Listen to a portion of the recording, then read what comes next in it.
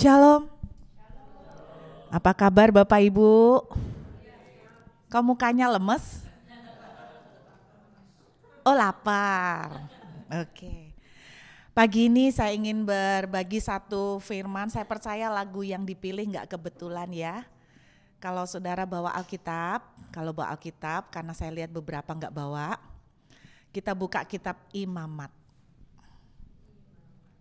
Saya ingat seorang penyanyi dulu ngomong gini, kitab Imamat itu berasal dari dua kata, yaitu imamat, gitu katanya. Pernah dengar itu saudara? Kitab Imamat pasal yang ke-10, Imamat pasal yang ke-10, kita lihat dari ayat yang ke-6 sampai dengan ayat yang ke-7. Imamat pasal 10 ayat 6 sampai dengan ayat 7. Kemudian berkatalah Musa kepada Harun dan kepada Eleazar dan Itamar, anak-anak Harun, janganlah kamu berkabung dan janganlah kamu berduka cita, supaya jangan kamu mati dan jangan Tuhan memurkai segenap umatnya. Tetapi saudaramu yaitu seluruh bangsa Israel, merekalah yang harus menangis karena api yang dinyalakan Tuhan itu. Ayat 7, janganlah kamu pergi dari depan pintu kemah pertemuan, supaya jangan kamu mati karena minyak urapan Tuhan ada di atasmu. Mereka melakukan segala sesuatu sesuai dengan perkataan Musa. Saudara, Imamat pasal 10 punya latar belakang cerita. Kalau saudara di Alkitab, Anda akan lihat judulnya kematian Nadab dan Abihu. Nadab dan Abihu ini anak Harun yang lain. Jadi anak Harun itu ada 4. Nadab, Abihu, Eleazar dan Itamar. Yang 2 mati kesamber api. Kenapa? Singkat cerita, karena pada waktu itu lawatan Tuhan luar biasa. Dan mereka sampai terpancing, tergoda untuk bikin api yang lain. Nah, di dalam Imamat pasal yang ke-6 dijelaskan bahwa segala apapun ritual yang dilakukan oleh umat Israel, kalau imam mau membuat pembakaran atau apapun, maka apinya tidak boleh bikin sendiri.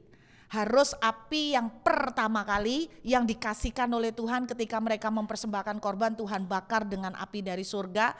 Nah, sejak saat itu api itu harus diambil dari situ. Mereka nggak boleh ambil korek terus bikin api yang baru. Itu yang namanya api asing. Saya nggak akan bicara tentang apa arti api asing. Jadi gara-gara api ini orang Israel itu melihat bahwa Nadab dan Abihu dibakar langsung oleh Tuhan dan seketika itu mati. Itu ceritanya. Tapi waktu mereka mati, lalu pesan Musa kepada Harun dan juga kepada Eleazar dan Itamar, anak-anak Harun yang lain, ada 2 pesan yang sebetulnya simple, yang saya lihat begini. Pesan yang pertama, Musa itu bilang begini, jangan kamu berkabung dan jangan kamu berduka cita. Itu di ayat yang ke-6. Jangan kamu berkabung dan jangan kamu berduka cita. Lalu di ayat 7 pesannya begini, jangan kamu pergi dari depan pintu kemah pertemuan. Cuman 2 message-nya, jangan berkabung dan jangan berduka cita. Pada waktu saya mempelajari bahasa asli dari kata berkabung dan berduka cita, bahasa aslinya yaitu parah. Wah, gampang ingetnya parah ya, parah. Saudara, menarik sekali bahwa ternyata diusut-usut dari akar kata berkabung maupun berduka cita, kata para itu mempunyai pengertian hati yang terluka, hati yang dipahitkan. Jadi ternyata kalau kita berpikir secara logika, memang rata-rata orang yang berduka cita, orang yang sedih, orang yang susah hati pasti karena rata-rata ada sesuatu yang melukai mereka. Betul ya? Mungkin kita sedih karena pekerjaan yang kita lamar, kita tidak dapat, ada sebuah kekecewaan dan di situ ada luka, ada hati kita dipahitkan, dibikin sesuatu yang pahit. Itu kata berkabung maupun berduka cita. Nah, menariknya juga ternyata, wah kalau belajar bahasa Ibrani, saya sampai kepengen banget ya untuk belajar bahasa Ibrani, dalam banget. Kata berkabung dan berduka cita itu selain kata pahit hati, juga mengandung pengertian membuka tudung. Membuka tudung. Saudara tahu membuka tudung dalam tradisi orang Yahudi, imam kalau mau melakukan ritual, mereka harus pakai tudung. Nah itu, kenapa? Sebagai lambang mereka menghormati Tuhan. Kalau di dalam perjanjian baru disebutkan kan begini, wanita kalau mau bernubuat harus pakai tudung. Tapi pria di kitab Korintus tidak boleh pakai tudung, itu untuk jemaat secara general. Tetapi bagi seorang imam di ritual perjanjian lama, kalau mereka melakukan sebuah ibadah, mereka harus pakai tudung. Kalau mereka tidak bertudung, mereka menghina Tuhan. Jadi memakai tudung itu berarti tanda menghormati Tuhan. Nah Bapak Ibu, yang saya tangkap begini. Ketika hati kita itu kecewa, ketika itu kita sedang susah. Siapa sih yang tidak pernah susah? Siapa sih yang tidak pernah sedih? Pasti ada sesuatu yang bisa membuat kita tuh susah atau sedih. Tetapi hati-hati. Musa berbicara keras kepada Imam Harun dan anak-anaknya. Kenapa? Karena ketika orang itu susah, mereka akan punya kesempatan untuk membuka tudung. Karena kecewa dengan Tuhan. Karena mereka dalam tanda kutip, mereka sangat sakit dengan Tuhan. Mereka tidak terima dengan apa yang terjadi. Nah Musa bilang jangan buka tudung. Nah menariknya, kelihatannya simpel Bapak Ibu, tapi artinya dalam. Perintah yang selanjutnya yang dikasih dan diingatkan oleh Musa adalah begini, jangan apa saudara? Pergi dari depan pintu kemah pertemuan. Orang Israel dulu selalu punya sebuah tempat yang namanya kemah pertemuan, di mana Tuhan selalu hadir di situ. Dan rata-rata Musa, Harun, Yosua seringkali dituliskan oleh Alkitab menunggu di depan pintu kemah pertemuan. Kemah pertemuan, pintu kemah pertemuan berbicara tentang hadirat Tuhan. Dengan kata lain, Musa pesan satu hal. Jangan pernah keluar dari hadirat Tuhan. Saudara, pagi ini ada satu tema simpel sekali yang lama banget. Jangan pernah keluar dari hadirat Tuhan. Di konteks ini yang diceritakan oleh kitab Imamat, salah satu hal yang bisa membuat kita mulai digiring keluar dari hadirat Tuhan, karena kita kecewa. Karena sesuatu terjadi tidak sesuai dengan yang kita harapkan. Hati kita terluka, sehingga kita mulai tanpa kita sadar kita memberi kesempatan untuk membuka tudung. Karena kita kecewa dengan Tuhan. Nah saya mau cerita bahayanya buka tudung. Tudung tadi saya bilang tanda menghormati Tuhan bagi para imam yang memakai tudung. Tetapi tudung, jangan membuka tudung, itu punya pengertian. Anda sedang menarik keluar, Anda sedang membuang tudung perlindungan Tuhan. Saya ulangin. Ketika Musa melarang Imam Harun dan anak-anaknya jangan pernah keluar dari depan pintu kemah pertemuan. Jangan pernah keluar dari hadirat Tuhan. Walaupun kamu susah, walaupun kamu sedih, walaupun kamu kecewa, walaupun kamu jengkel, jangan pernah keluar dari hadirat Tuhan. Sebab ketika kamu keluar dari hadirat Tuhan, kamu sedang membuka tudung perlindungan Tuhan. Pagar perlindungan Tuhan sedang diangkat dari engkau. Saya ceritakan tentang kisah perjalanan di padang gurun Bapak Ibu.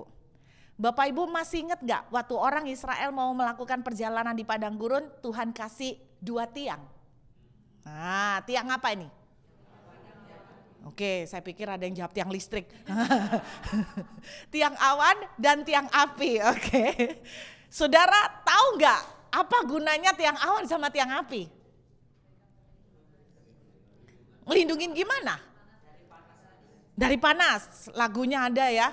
Seperti tiang.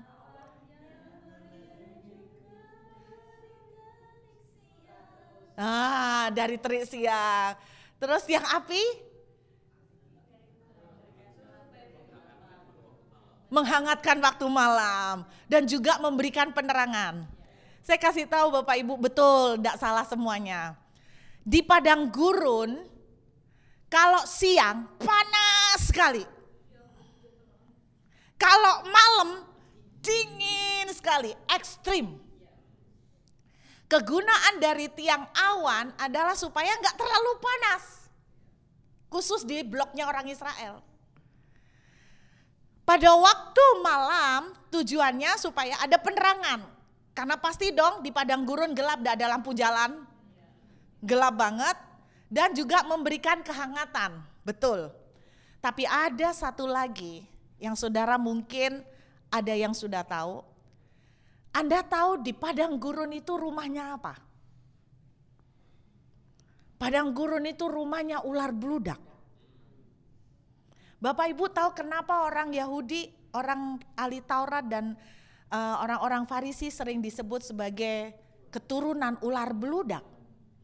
Ular beludak itu serem karena dia itu bisa kamuflase dengan pasir.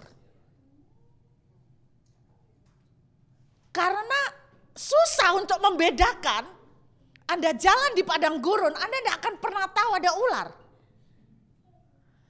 Jadi sebetulnya perjalanan di padang gurun adalah perjalanan yang sangat dangerous.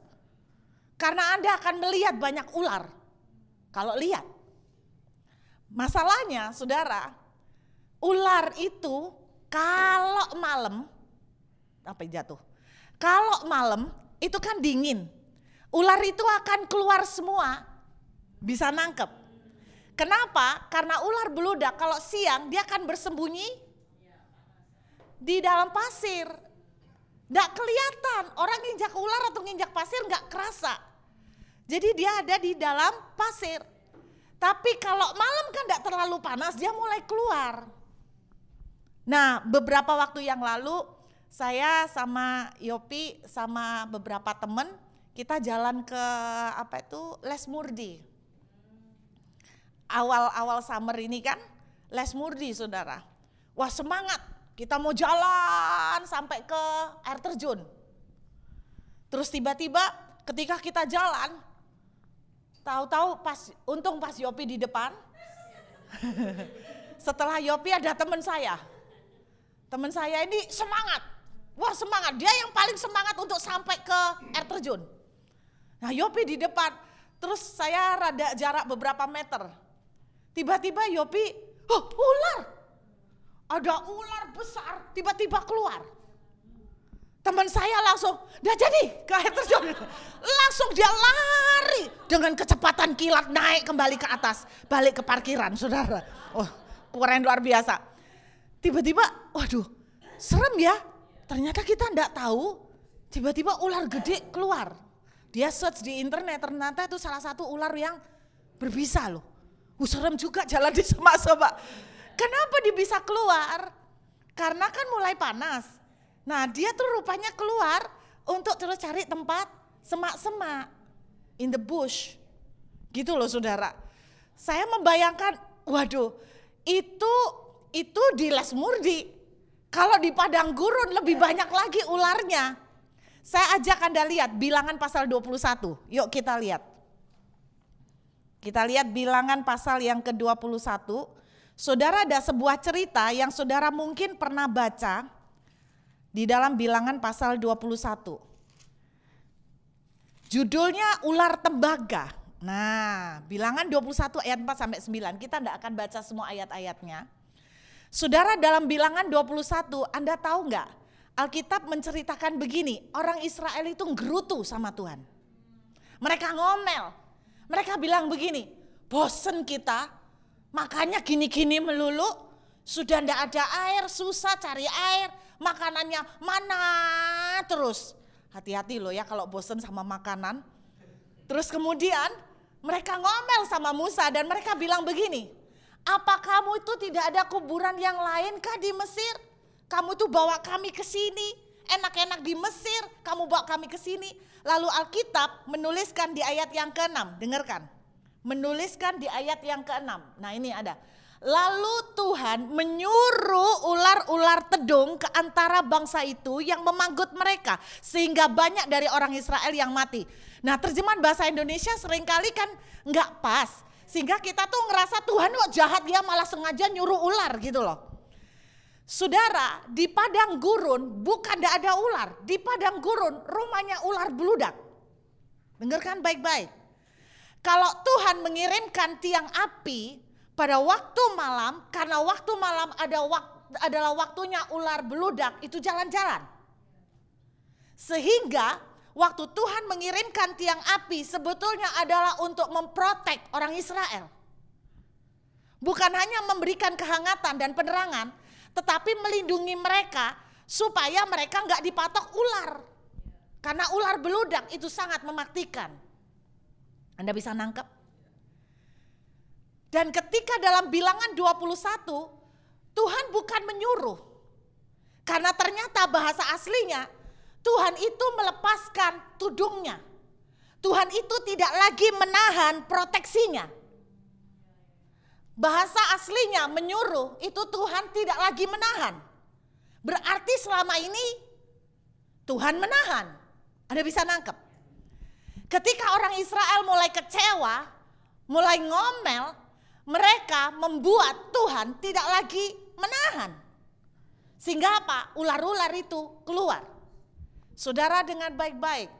Ketika kita tuh mulai kecewa dengan Tuhan, ketika kita mulai susah, be careful. Susah itu normal. Siapa yang tidak pernah sedih? Tetapi jangan sampai itu ada hati yang sangat pahit dengan Tuhan. Sampai akhirnya membuat saudara itu keluar dari kemah pertemuan, keluar dari hadirat Tuhan, dan membuat Tuhan tidak lagi menahan. Perhatikan, setiap kali orang Israel berontak, selalu perlindungan Tuhan diangkat. Perhatikan, bukan tangan Tuhan jahat, bukan Tuhan itu kurang mengasihi. Setiap kali mereka berontak, musuh datang. Alkitab kan menceritakan begitu. Setiap kali orang Israel mulai ngelawan sama Tuhan, musuh mereka datang. Jadi dengar, tudung perlindungan Tuhan diangkat. Jangan pernah keluar dari hadirat Tuhan. Karena itu akan membuat tudung perlindungan Tuhan diangkat. Nah yang anehnya Bapak Ibu pernah mikir juga enggak? Tiang awan dikirimkan waktu siang untuk mencegah dari panas. Satu sisi mencegah dari panas, tetapi bukankah itu berarti ketika siang lebih teduh? Dan ketika lebih teduh, bukankah ada kesempatan ular pun bisa datang? Benar enggak? Tetapi kenapa selama perjalanan mereka dengan disertai tiang awan pun ular tidak keluar walaupun pada siang hari ada tiang awan? Saya percaya cuma karena satu, tangan Tuhan menahan. Musa bilang, jangan pernah keluar dari hadirat Tuhan. Sebab ketika engkau keluar dari hadirat Tuhan, engkau sedang membuka tudung. Menariknya dalam bahasa Inggris, kalau Anda lihat terjemahan bahasa Inggris sama sekali tidak ada kata berkabung. Terjemahan bahasa Inggrisnya begini, don't uncover your head. Jangan buka tudung kamu.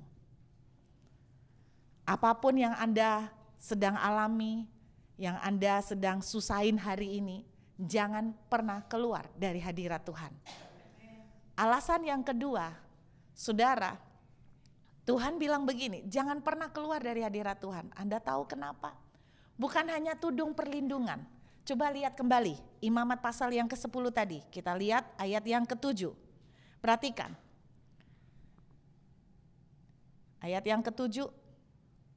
Jangan kamu pergi dari depan pintu kemah pertemuan supaya jangan kamu mati. Karena minyak urapan Tuhan ada di atasmu.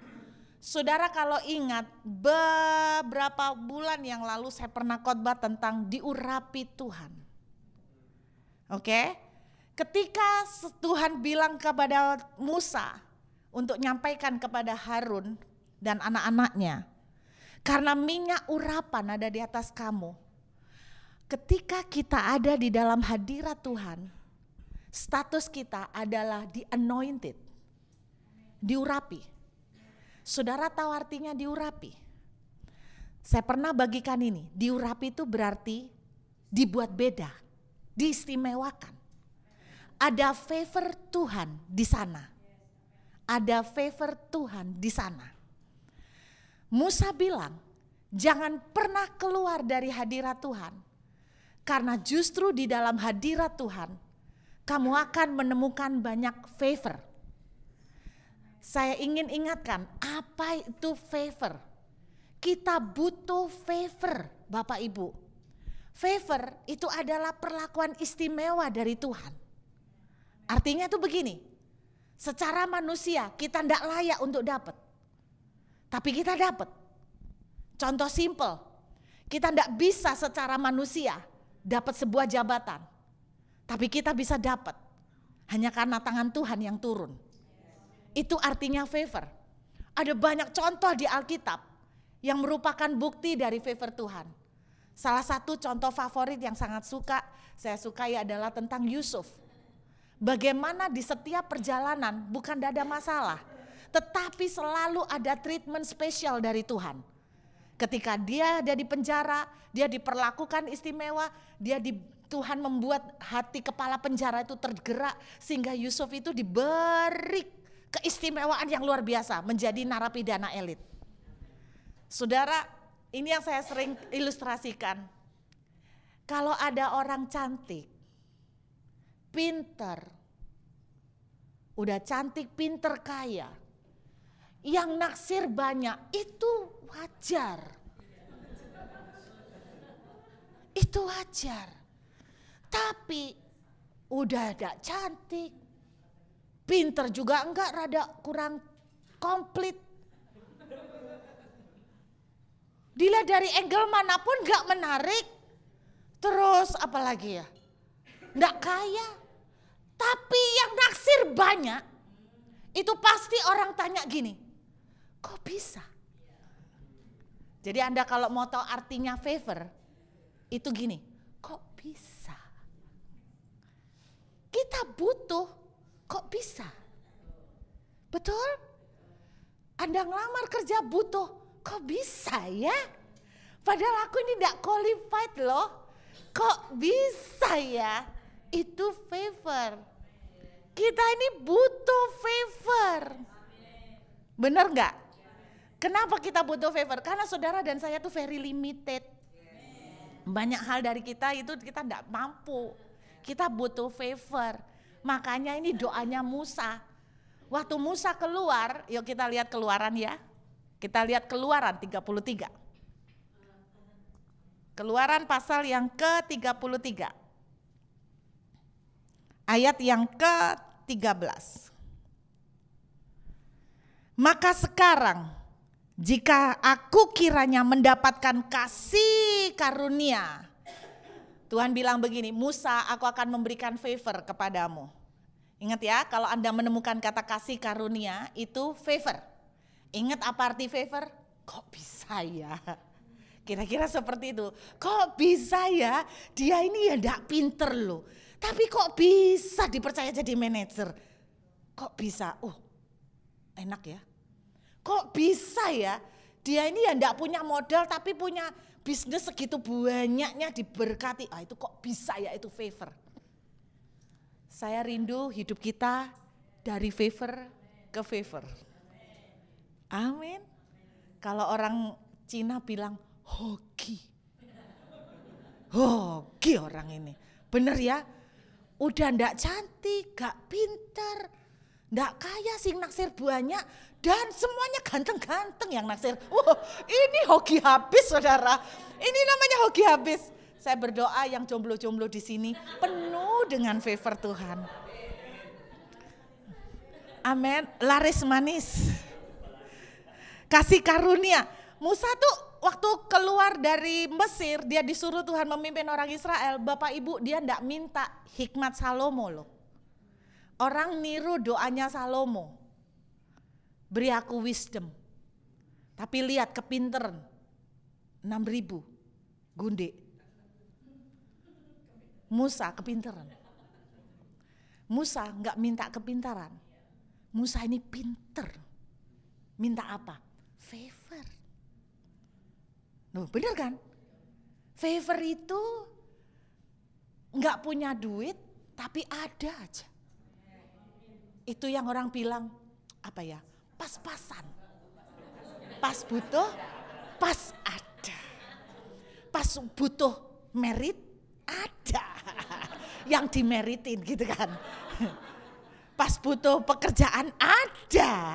Pas butuh jalan buat beli rumah, ada. Itu namanya pas-pasan. Loh iya kan? Nah, Anda tahu Musa itu minta, pinter loh, luar biasa. Minta favor. Ngerti dia. Dan dia bilang, biarlah kasih karuniamu tetap ada padaku. Yuk kita. Beritahukan jalanmu sehingga aku mengenal engkau supaya aku tetap. Ini doanya Musa. Aku ini kepingin continue terus menerus dapat favormu Tuhan. Terus kemudian Musa bilang begini, jangan suruh malaikatmu Tuhan. Aku minta Tuhan sendiri yang berjalan dengan kami. Musa ngerti rahasia untuk mengalami favor itu the presence of God. Kehadiran Tuhan. Ini doanya Musa. Kehadiran Tuhan. Anda mau lihat banyak miracle? Kalau Anda bilang kok kayaknya sekarang aku ngalamin miracle jarang ya. Berarti Anda jarang di depan kemah pertemuan. Sebab kehadiran Tuhan selalu identik dengan demonstrasi favor. Jadi kalau Anda mau ngalamin banyak mujizat, berarti sama dengan banyak tinggal depan pintu kemah pertemuan. Amin saudara. Ini doanya Musa. Satu lagi, saya ajak lihat Mazmur 73. Banyak banget ya ayatnya. Mazmur pasal 73. Yuk kita lihat. Mazmur pasal 73 kita lihat ayat yang ke-21. Ketika hatiku merasa pahit. Saya kalau baca ayat, saya senang selalu untuk compare dengan bahasa asli. Karena begitu banyak makna-maknanya.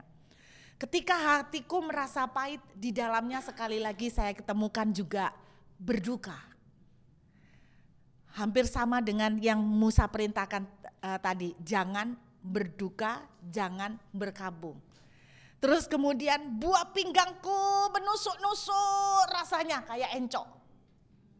Bapak Ibu pernah nggak sumpek sampai rasanya tuh sakit semua. Jadi Anda bayangkan posisi pemazmur di sini bukan Daud yang bernyanyi karena dituliskan oleh Mazmur Asaf. Asaf itu jadi salah satu kelompok penyanyi. Ada Asaf, ada Heman, ada Yedutun. Jadi ada beberapa nama grup singer pada waktu itu. Saudara, pemazmur Asaf menaikkan satu nyanyian. Ketika hatiku tuh sakit, pahit, luka, susah. Bahkan ada sebuah pengertian lagi, ketika pikiranku tuh gelap, sumpek. Itu kondisi pemazmur. Dan buah pinggangku menusuk-nusuk sampai sakit. Aku dungu dan tidak mengerti. Lagu terakhir. Tadi apa lagunya? Meskipun tak ku mengerti. Orang itu kalau susah pasti enggak ngerti. Why? Kenapa? Ini kondisinya. Lihat. Walaupun dia tidak mengerti, ini kata-kata pemazmur yang hebat. Perhatikan, aku dungu dan tidak mengerti kayak orang oon. Seperti hewan aku di dekatmu, tapi luar biasa. Perhatikan ayat 23. Tetapi aku tetap di dekatmu. Saya nggak tahu apapun yang Bapak Ibu alamin hari ini. Mungkin Anda kecewa, mungkin Anda sedang sedih. Mungkin Anda sedang mempertanyakan kenapa Tuhan kok seperti ini. Aku tidak mengerti. Tetapi pemazmur bilang, aku tetap di dekatmu. Bahkan bahasa asli yang dipakai itu dijelaskan posisinya. Seperti hewan, aku di dekatmu. Itu kayak anjing di kaki tuannya. Pernah ngerti kan? Pernah ngalamin mungkin? Anjing di dekat kaki kita. Seperti itu posisi pemazmur. Dia merendahkan diri sedemikian rupa seperti anjing. Sedemikian rupa di dekat kaki Tuhan. Bapak Ibu, saya ingat almarhum siapa itu, Om Yusak Cipto, bicara soal anjing nih ya. Almarhum Yusak Cipto itu pernah tanya sama Tuhan. Pernah tanya sama Tuhan gini, Tuhan, kalau aku ini di hadapanmu tuh seperti apa? Gitu. Lalu Tuhan kasih lihat. Dia tuh kan pengen tahu Tuhan tuh kalau melihat dia tuh seperti apa. Tuhan, aku ini kalau mbok lihat seperti apa? Kaget dia. Karena yang ditunjukkan Tuhan dalam penglihatannya anjing. Terus dia tuh bilang gini, "Loh kok anjing?" Loh kalau orang gini loh, kalau orang disamakan kayak anjing itu kan kesannya ngerendah banget kan, kok anjing gitu kan. Terus Tuhan bilang gini, jadi Tuhan bilang gini, kamu jangan kecewa dulu, anjing itu hebat. Hebatnya di mana Tuhan? Anjing itu setia. Kata orang man's best friend itu anjing. Anjing itu saya ngerti perasaan orang tuannya. Saya pernah punya anjing tapi cuman berapa bulan mati. Aduh kasihan, lucu banget, namanya Sam. Mohon maaf ada yang punya nama Sam, karena ini nanti ada disiarkan di YouTube, jadi yang dengarkan di YouTube mohon maaf yang namanya Sam. Jadi saya punya anjing namanya Sam, cantik banget, ganteng. Kalau saya bawa ke mall tuh dilihatin orang-orang, karena mini pom, jadi ini wah ini kayak bener Lion King. Habis dimandiin gitu, keren. Saudara, saya tuh kalau berdoa di ruang tamu, nangis. Tiba-tiba Sam itu menghampiri di sebelah saya, terus dia itu kayak menyandarkan badannya ke saya, kayak seakan-akan mau memberikan comfort, hiburan gitu loh. Itu anjing. Jadi waktu Tuhan itu bilang sama Om Yusak Cipto, itu anjing. Langsung Om Yusak Cipto, oh gitu. Itu kalau orang Inggris bilang, so sweet. Tapi Tuhan itu tahu, Om Yusak Cipto itu cerita, saya ini sering sombong. Habis Tuhan ngomong gitu, jangan gaya dulu. Kamu tahu enggak anjing itu? Memang setia. Memang suka dekat dengan tuannya. Man's best friend. Tapi anjing itu, terus Tuhan kasih lihat lagi. Anjingnya jalan, ekornya digibas-gibas, terus muncul anjing betina. Muncul anjing betina. Anda tahu apa yang terjadi kalau anjing itu ketemu anjing betina? Langsung tuannya bye-bye. Langsung lihat anjing betina. Jadi kamu jangan seneng dan gaya dulu itu anjing. Jadi anjing itu suka apa nih saudara? Suka tergoda. Benar suka tergoda. Nah saya jadi ingat itu ngomong soal anjing. Nah pemazmur bilang, aku dungu seperti binatang. Nah digambarkan bahasa aslinya seperti binatang itu di kaki tuannya. Langsung saya teringat anjing. Karena kalau binatang di kaki tuan kan tidak mungkin ikan.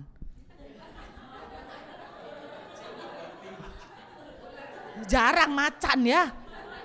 Ular? Nggak mungkin lah. Yang saya ingat langsung, wah anjing. Jadi saya ngebayangin gitu, mungkin kucing. Pokoknya seperti hewan di kaki tuannya. Aku dungu dan tidak mengerti, manja sama tuannya. Walaupun bingung tapi manja. Dan tetap dekat kaki, tetap dekat kepadamu. Terus kita baca lanjutnya. Engkau memegang tangan kananku. Wah, luar biasa. Kita langsung lompat ayat yang ke-27. Mazmur tadi, Mazmur 73 ayat 27. Sebab sesungguhnya, kata pemazmur, siapa yang jauh daripadamu. Bapak Ibu, susahnya kayak apapun, bingungnya kayak apapun, sedihnya kayak apapun, jangan pernah menjauh dari Tuhan. Sebab apa? Pemazmur bilang, siapa yang menjauh daripadamu akan binasa. Pada waktu kita makin meninggalkan Tuhan, justru pagar perlindungan itu diangkat. Dan mujizat-mujizat tidak akan terjadi. Nah, banyak dari orang itu salah. Ketika mereka sedih, mereka kecewa dengan Tuhan, tidak doa-doaan, tidak ibadah-ibadahan, mereka justru makin jauh dari favor. Kesempatan dan akses untuk mengalami mujizat itu justru semakin tertutup.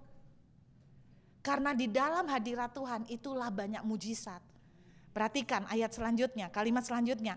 Kau binasakan semua orang yang berzina dengan meninggalkan engkau. Bapak Ibu, jangan dipikir berzina itu pengertiannya nyeleweng. Berzina cuman melulu soal laki ngambil istrinya orang, ngambil suaminya orang, atau mengingkari pernikahan. Bayangan kita berzina cuman begitu, atau menyembah berhala. Ternyata ketika kita menjauh dari Tuhan, kita pun juga berzina. Serem kan? Terus kemudian lihat, tetapi aku, kata pemazmur, aku enggak tahu kalau orang lain, tetapi aku. Saya berdoa pagi ini kita seperti itu.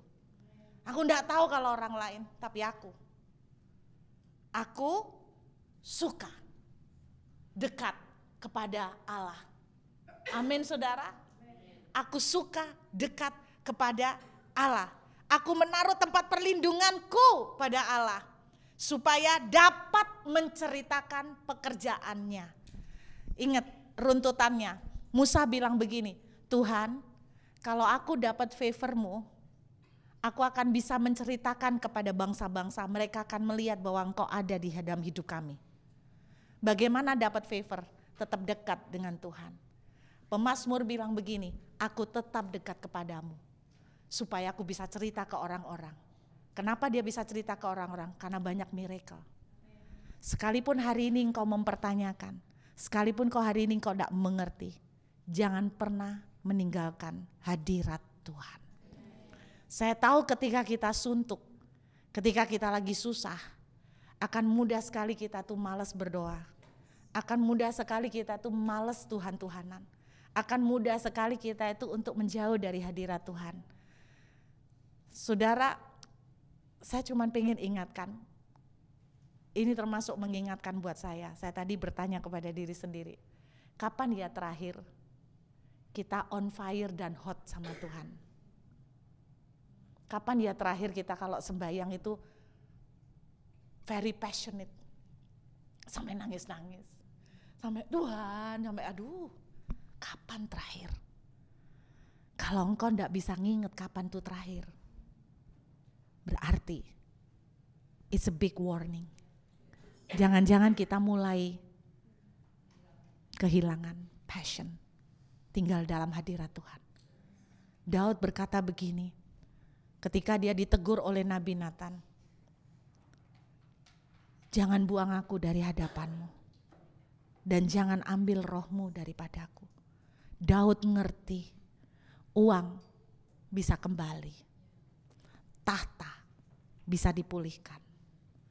Tapi Daud ngerti rahasianya, tanpa Engkau Tuhan, aku tidak mampu.